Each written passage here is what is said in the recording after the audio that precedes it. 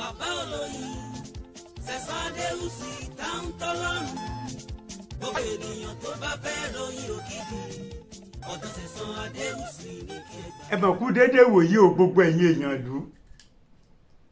ibi gbogbo tí ẹ bá ti ń gbọ́ mi èmi Sẹ̀san Adéwùsì tá ń tọ́lọ́run bàbá olóyin gan bàbá olóyin òríjínà tí mò ń gbé nílùú Ìyẹ̀sí Ọ̀tà èmi náà ni mo tó ń kí gbogbo wa o ọ̀rọ̀ bí oyin bí adùn kò ní tán nílé gbogbo wa lónìí iṣẹ́ àṣírí bò ni mo fẹ́ fún yín ẹ má gbàgbé tẹlifóònù nọ́mbà mi 08108431336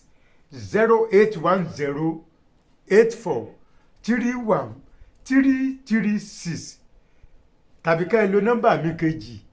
08054749455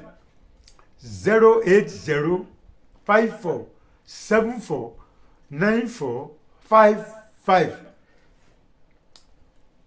lónìí mo ní mo fẹ́ fún yín láṣìírí iṣẹ́ àṣírí bò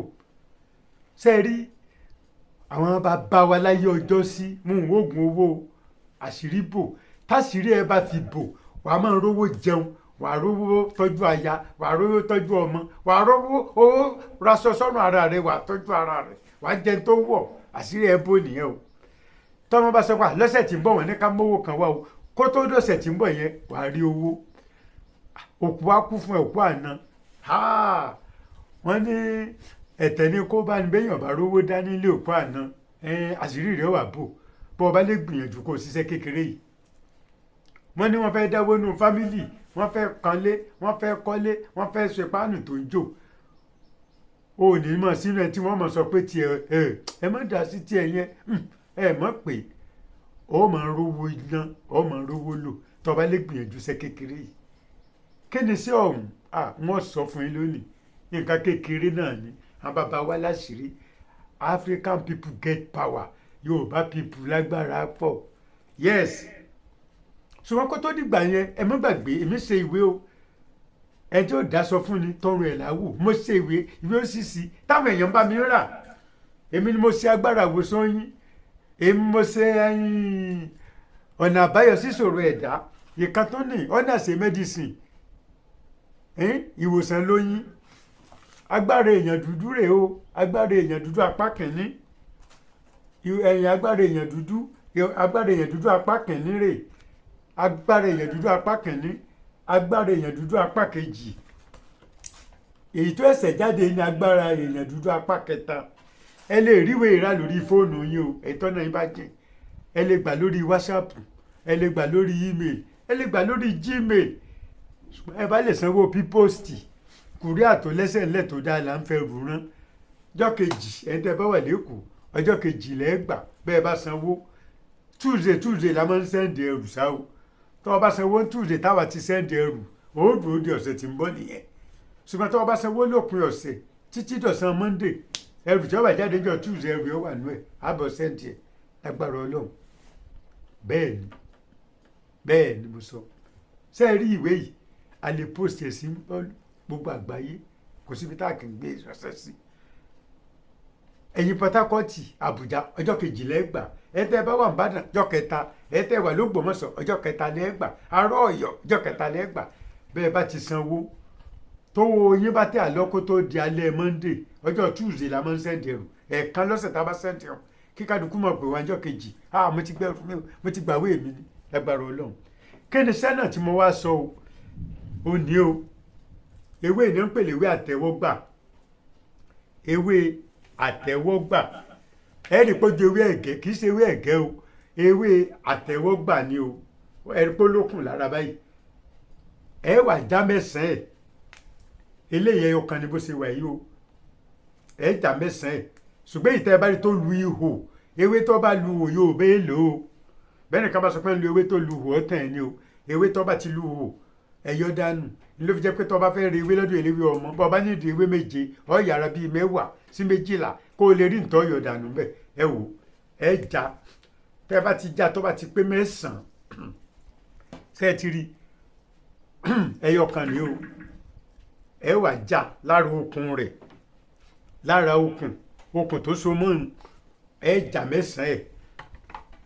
tẹ́ ẹ bá ti já mẹ́sàn-án ẹ̀ ẹ wá gún pẹ̀lú ata àjọsìn tẹ́ ẹ bá rà ata àjọsìn ẹ gún pẹ̀lú ìyèrè ẹ wá wá ìgbín tó bá pinnu dáadáa ìgbín tó bá tóbi ẹ bọ̀ ọ́ tẹ́ ẹ bá bọ̀ tán tó jiná ẹ wá yọ pònú karahun ẹ yọ dọ̀tí ẹ̀ kú ẹ wá gé ìgbín yẹn sí mẹ́sàn-án mélòó 9 ẹ gé ìgbín sí mẹ́sàn-án ẹ wá dànù ẹ délé sínú sáàsùn ewé àtẹ́wọ́gbà tẹ́ ẹ ti lọ ẹ dà sínú sáàsùn tẹ́ ẹ lọ pẹ̀lú yèrè tẹ́ ẹ bá rí yèrè ẹ lọ ata àjọsìn ẹ dà sínú ìsáàsùn tẹ́ ẹ fi máa ń sàṣè jẹ tẹ́ ẹ bá ti wá dà bẹ́ẹ̀ ẹ wá gé ìgbín tẹ́ ẹ ti bọ̀ yẹn ẹ gé sí mẹ́sàn-án ẹ dà sínú ẹ ẹ fi sí ẹ fata ẹ fi epo sí ẹ fi iyọ̀ sí iyọ̀ tẹ́ ẹ bá lò kọ́mọ̀jẹ́ tóbi ti fọ́ọ̀kàn nígbà tí ó mọ̀ epo tẹ́ ẹ bá lò ó dàbí àwo yín bá tọjà dé kẹ́ ẹ ti máa ṣẹ́ epo díẹ̀ kò sí ètò epo ti bù síbì kan tí wọ́n tún fọwọ́ fà padà bóyá sì kò tí wọ́n ń ṣe ń bóyá wọn ò mọ̀ bẹ́ẹ̀ ni àbígbà tí wọ́n ṣẹ̀ṣẹ̀ nǹkan ti bí tán bẹ́ẹ̀ ni kọ́mọ́dà yẹn pé gbà mo ṣe kò jẹ́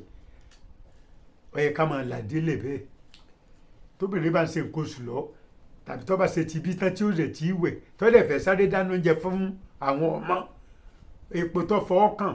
tó tún fi ń dá a padà a gbọ́dọ̀ lo irú epo bẹ́ẹ̀ ọ̀rọ̀ mi understand yín báwọn yes so ẹ máa gba epo lọ́tọ̀ ẹ ní iyọ̀ lọ́tọ̀ lọ́dọ̀ yín kẹ́ wá fi sí epo díẹ̀ iyọ̀ díẹ̀ kẹ́ fi sí ẹ wá kó jẹ àṣírí bò ní kódà tẹ́ ẹ bá nínáwó lójú ọ̀nà tẹ́ ẹ bá dán iṣẹ́ ìwò àṣírí yóò bò tó o bá jẹ gbèsè ó san gbèsè yẹn ó ní mọ̀ yáwó kì í mọ́ bẹ́ẹ̀ ni ó tún ṣiṣẹ́ ìyọnu ìfẹ́ bẹ́ẹ̀ ni fáwọn tó ti mọ̀ mí wọ́n mọ̀ pé mo ṣèwé òṣìṣì ìwé mi sì ń ta ẹ wò bẹ́ẹ̀ bá lẹ́ràn kórìíra là bẹ́ẹ̀ bá ní ẹ̀yìn dídùn ẹ̀yìn hypertension gbogbo ẹ̀ lakọ́nù ìwé ọ́nàsì medicine èdè òyìnbó àtèdè yorùbá ó ní mo máa ń kọ̀wé mi èdè òyìnbó lápá kan èdè yorùbá lápá kan ṣé eré eléyìí lágbára èèyàn dúdú apá kìíní agbára èèyàn dúdú apá kìíní ṣé ẹ rí bẹ́ẹ̀ ṣe ń wo igbó lọ́sàn wà ọmọ aráyé ló ń lànà lọ́ọ́ bá bó la ṣe ń lo èpo ọsàn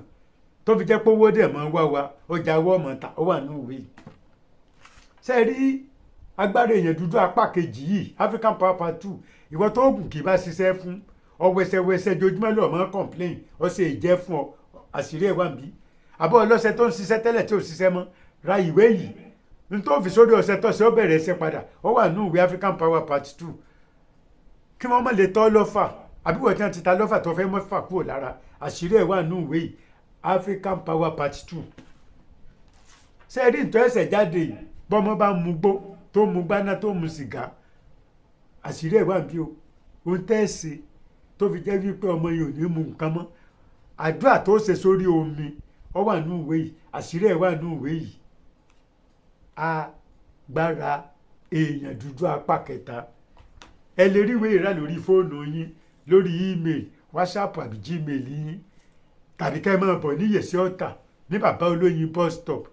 bàbá olóyin bus stop Yèsí Ọ̀tà Monday to Friday àwa ń bẹ̀ láti Ṣàngó ẹ wo márúwá tó ń lọ yànà Yẹsí tá a bá ti dé yànà Yẹsí ẹ farabalẹ̀ kẹ́ ẹ fònà sápá kejì ẹ rọ̀kadà ẹ rì márúwá ẹ sọ fún apẹ́lẹ́ bàbá olóyin lẹ́ lọ ní Yèsí mo gbé wa Monday to Friday àwa ń bẹ̀